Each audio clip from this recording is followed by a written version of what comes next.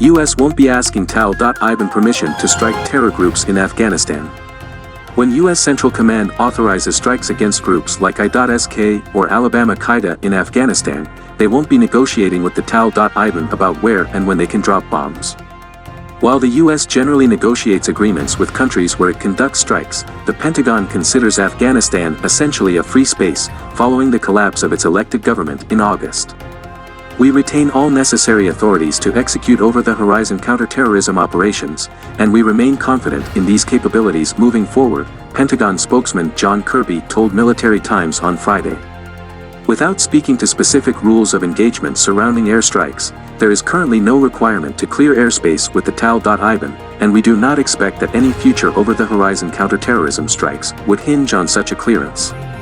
Force protection measures will be built into any strikes, he added, should the Taliban choose to try to shoot down an unmanned aerial vehicle or other aircraft.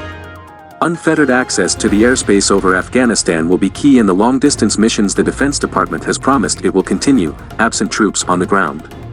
Kirby would not say whether the authorities to strike there were approved by the Taliban or simply self-bestowed, but for all intents and purposes, the US government has not been communicating or cooperating with the reinstated Taliban regime as a legitimate government.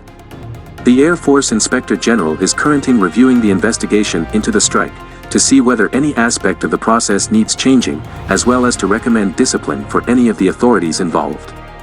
Meanwhile, the DoD Inspector General announced Thursday that it would review the strike independently, to assure all policies and procedures were followed.